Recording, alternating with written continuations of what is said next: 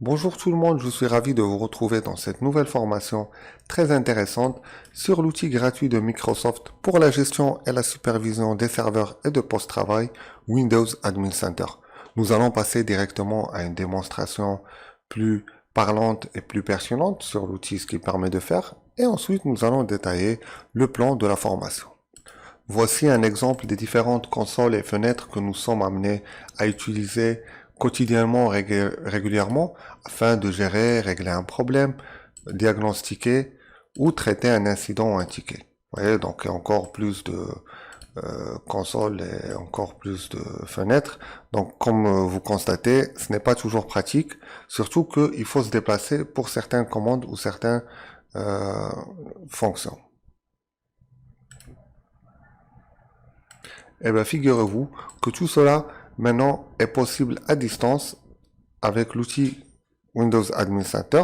Nous pouvons gérer plusieurs serveurs et machines sans se déplacer à partir d'un URL qui ne nécessite pas une installation. Donc, il est utilisable sur tous les serveurs, tous les postes, quoi qu'il soit donc la configuration, puisque tout est centralisé à distance.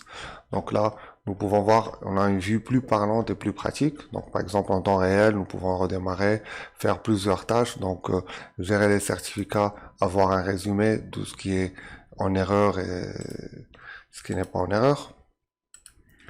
Gérer les événements, gérer les serveurs de fichiers, centraliser les mises à jour, configurer les pare-feux, utiliser un script à distance, installer et désinstaller une application, faire les tâches courantes sans installation et bien sûr les traiter avec des rôles avancés grâce à l'airbag. Donc là, vous pouvez voir avec un utilisateur, nous pouvons réinsérer le mot de passe, changer de groupe et aussi l'intégrer au service Cloud Azure afin de bénéficier et tirer profit de fonctionnalités proposées. Pour ensuite gérer nos machines virtuelles, se connecter à distance, gérer les serveurs, les registres et plein de choses que nous allons découvrir ensemble dans notre formation. Nous allons passer maintenant au plan et au détail de la formation.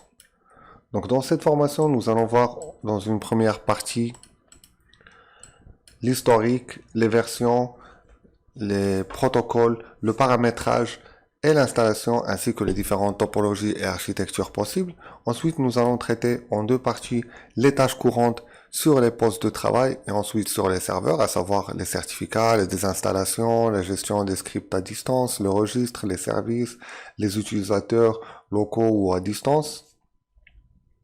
Et après, nous allons traiter l'hyperconvergence dans les clusters de fichiers, dans notre exemple, et aussi nous allons connecter notre solution avec le Cloud Azure afin, comme j'ai dit précédemment, de bénéficier de tous les services proposés. Et au final, ce sera une conclusion, le résumé sur le résumé de l'information et les diagnostics et les erreurs et l'évolution. Donc, nous allons passer au public concerné. Cette formation est ouverte aux administrateurs et techniciens système et réseau qui veulent progresser ou mettre en place dans leur entreprise cette solution afin de tirer tout profit et bénéficier donc de tous les avantages qui sont offerts, et aussi aux personnes intéressées par le système qui veulent découvrir et pouvoir l'utiliser en local ou gérer ces machines virtuelles ou gérer d'autres solutions à partir de cet outil. Pour les connaissances requises, donc, il est préférable d'avoir des connaissances Windows Server, d'où la suggestion de ces formations très intéressantes. Aussi pour les personnes qui veulent partir un peu plus loin et maîtriser l'Azure pour comprendre donc les solutions et faire des manipulations qu'on n'aura pas, qui ne sont pas traitées dans cette formation. Donc on leur suggère Windows, la formation Azure et la formation Windows 10. Cependant, ce sont des formations facultatives pour les personnes souhaitant découvrir ou maîtriser davantage ou donc qui veulent progresser et qu'ils ont des lacunes. Par contre, la formation, elle sera détaillée et tout sera bien expliqué. Donc, soit vous voyez ces formations au début, donc soit plus tard. Voilà. Donc, on se retrouve dans le chapitre suivant et je vous souhaite une bonne formation.